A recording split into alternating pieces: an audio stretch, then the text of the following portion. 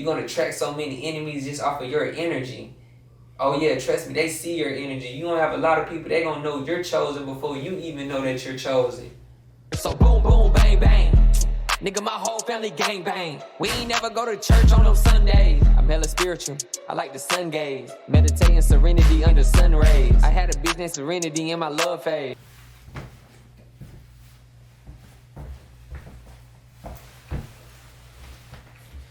What's good, family? This is Callie with Street Conscious TV, where I talk about things I've been through in my life, or I talk about more spiritual topics. And today we're talking about 6 signs that you may be chosen by the universe. I call it the universe, some people call it God, some people call it Yahweh. Just letting you know throughout the video, I may be referring to as what some people call God as the universe. Sign number 1, your karma and your consequences, they happen way quicker than everybody else's consequences. And I really believe that the reason for this is you're chosen by the universe.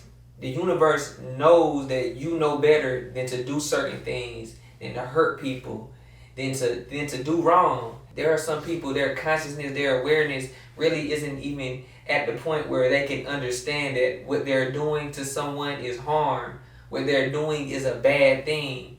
That's why they can do it. That's why they can get away with it. But see, you're different. You think about it, you know it already. Before you even do something bad that can even be perceived as bad, you know it's wrong. That's why when you do it, it's different. And it comes right back around and it hits you hard. A good example for that would be, imagine if you're your mom's favorite kid. You know they say they don't have a favorite, but they have a favorite. Now, if the favorite kid goes off and does something bad, the consequences are worse. But the one that always gets in trouble, it's kind of expected. It's kind of like, that's kind of what I expected from you anyway. Number 2, you don't belong to one crowd.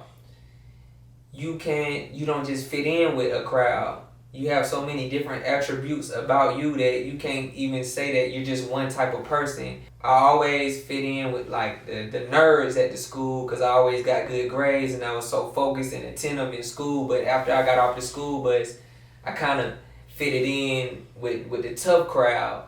But I never fit in all the way anywhere. Around the nerds, the smart kids, I was a little bit too rough. Around the tough kids, I was a little bit too smart and aware. That's how your life's gonna go. You're never gonna fit in one place because you can't be quantified into one thing. You're so many different things packed in. Oftentimes, you'll feel like the weird one. You'll probably even like the term weird to describe you. I say it all the time, I'm weird. I'm not like everybody else. And you often feel like you don't belong in this world, like you're not of this world. And that's why I would say that would be weird to even say out loud to anybody else, but to you, it's common. It's like, that's how you feel. You don't feel like you're from this world a lot of the times. And you can't make sense of some of the things that happen in this world. For example, like just the whole work routine, go to sleep, wake up, go to work, come home, watch a movie, go back to sleep. That does not make sense to you. The system of money, and if you don't have money, then you can't get things, but you have to go get money, and you're going to spend your whole day getting money, and by the time you're off, you don't have enough time to spend the money that you just made, and then you're going to have to give 50-75% of your check off to pay bills to live in a house that you're never in because you're trying to make money. Those things in your head, you question it, but a lot of people don't question it. They just get up and they go on the process. Number 3, you have an inner voice, and this inner voice is pretty loud. It's louder than other people's inner voice, and this inner voice is telling you what's good or bad before you even do it. So a lot of times you already know, and that goes back to your karma. Like you already know this is good or bad before you even do it. It speaks to you when you're doing something bad, and it lets you know like this might not be it. This might not be good. This isn't you. That's the biggest thing for me. My inner voice is always saying when I'm about to do something is this isn't you. Sometimes when I get mad, when I get over angry, even like having road rage or even getting into it with somebody, and I, you know what I'm saying, I cuss them out, say some mean, nasty things, and my inner voice just keeps saying like, you're a better person than that. A lot of times your inner voice is going to be saying exactly that. You are a better person than that. You're better than that. It's going to say that a lot of the times, and we try to ignore it. That's often another reason why a lot of people who are chosen, we drink and we smoke, and we drink and we smoke and we do these different things. We try to get away from that voice in our head, and sometimes life is easier when you can just go with the flow and live and do like everybody else does. But see, you're different. You're chosen. That inner voice is your soul speaking to you. It's your higher self. So you have a higher self and you have a lower self. So your lower self is basically, I would say, the negative side of you, the dark aspect side of you, the side of you that can be bitter, that can be mean, that can be a bad person. But your higher self is like the best, very best, perfect version of you. And that's that voice speaking to you all the time, because that's you. That voice is actually you trying to get yourself to elevate and live at a higher level and be your best self. So you definitely should listen to that inner voice. That's your higher self. A lot of people don't have that voice, or that voice is just so suppressed and tiny that they can barely hear it, that they went against it for so long. Number 4, you feel like you have a huge calling, but many of us do not know what it is. It just feels like there's something I'm supposed to be doing like all the time. You feel like it's something that I need to be doing, and you don't even know what it is half the time. Normal life things don't make you happy as everybody else. It seems like everybody else, they just go to work and they're in relationships and they make their money, or they get their house and have a marriage, and they're so cool with that. They're so content with that. That's perfect for them. But you on the outside looking in, and you know that's not what make you, that wouldn't make you happy at the end of the day. It would make you happy for a moment, but it wouldn't make you completely happy. Those things aren't what you're after in life. You have a higher purpose, but you don't know what it is. And we're going to get to that a little bit later. Number 5, you question reality all the time. You constantly question reality. Like, why does this work that way? Why does this work that way? Like, why is this? Why? Like I was saying earlier, like, you want to simplify things. You feel like if you were president for a day, you could probably solve a lot of the little problems that we have. And you often feel like the world is a bad place, a terrible, soulless, just bad place sometimes. That's how you view things sometimes. And it's for a reason. Because back to what I was saying about a huge calling, definitely an aspect of his huge calling is bringing light, bringing peace to people. Showing people a new way how to do something good. That's a part of your mission. And we bring this mission forth through our gifts. Like some of us, we make music. Some of us, we create art. Some of us, we're teachers. Some of us, we just want to get in front of a camera and talk. And through these gifts is how we inspire people. And we make people want to be better, and we give people a different perspective on life.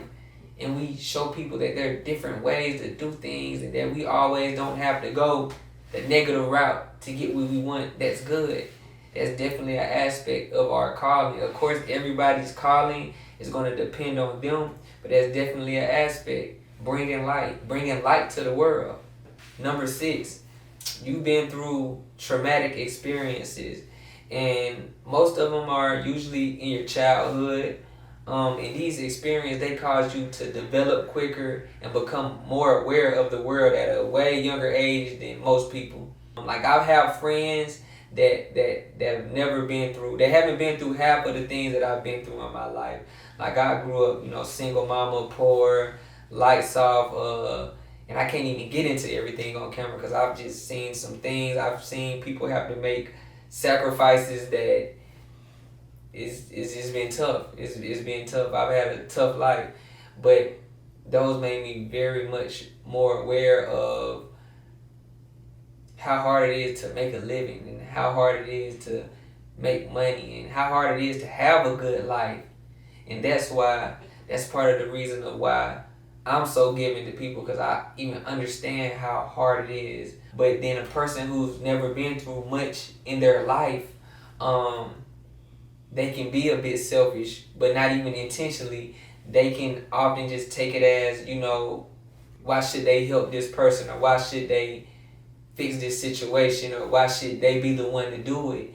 But you look at it different. You look at it like you could really change somebody's day with the smallest thing, because maybe your day's been changed like that. Another reason you've been through traumatic experiences is because you have this huge mission.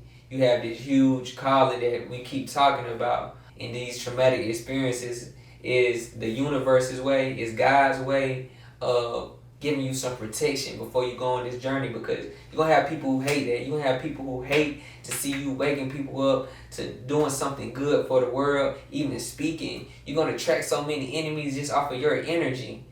Oh yeah, trust me, they see your energy. You're going to have a lot of people, they're going to know you're chosen before you even know that you're chosen.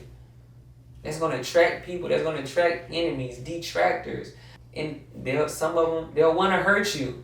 They'll want to kill you. Look at all the entertainers that we have that passed away that had a positive message. Nipsey Hussle, Michael Jackson, Tupac, Prince, Malcolm X, Martin Luther King. They were chosen. They had huge missions. But you notice how once, like, every name on that list that passed away, it wasn't just a regular pass away. Everybody had something to say about, how it could have been this or that reason, or people wanted to keep them quiet.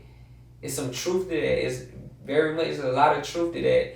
And also, a lot of these deaths, they're always like drug related or shooting or violent. Many chosen people don't live regular deaths. They don't get a regular death because you acquire these enemies. So to all my chosen people out there, be careful. Be careful and know how to read energy, because you're going to get pushback. There's a lot of negative entities in this world. There's a lot of demons in this world that don't want your message to get out, and don't want you to speak, and don't want you to do no good for this place. I know I said 6, but I'll throw in 7, just a bonus. People are drawn to you. And a lot of times people might not even know why they are drawn to you. You don't know. And I'm not saying that to say like you're popular and everywhere you go you attract this huge crowd. A lot of times you just attract the right people. You might attract the right person. They see that light on you. They see that energy on you before you even see it. And they're attracted to it and they want to follow it. So what I can say about that is just be somebody who can lead. And like I'm up in the bar for us right now, all my chosen people. Time to wake up, and it's time to be the leader that you were chosen to be. If you have a lot of these attributes that I just listed, and you made it to the end of this video, you're chosen, because you wouldn't be watching this for no reason. And so what? You're chosen. Now what? What are you supposed to do? Spread your light. Deep down, you know your mission. I don't know your mission, but how I figured out what my mission really was is a lot of times I talk to the universe and I ask the universe to speak through me, talk through me, and show me. Show me what you want me to do. Show me what you want me to do. Sometimes you have to do that. If you're a religious person, pray and just ask for the sight and the knowledge and the wisdom of what you're supposed to be here doing. And it will be revealed to you. I don't know when, I don't know how, but it will be revealed to you. Also, just be confident in yourself. And once you know your mission, just develop your plan on how you want to achieve these things and these goals that you're supposed to be doing in life. So yeah, those are 6 signs you're chosen with a bonus sign. And I really have faith in all of you. And I really hope that you can do the great things that you were born to do. I am Cali, music artist, rapper, whatever. If you want to follow my music channel, it'll be down below in the description. Happy journeys. Other than that, man, everybody have a great, blessed day, night, whatever it is. See you later.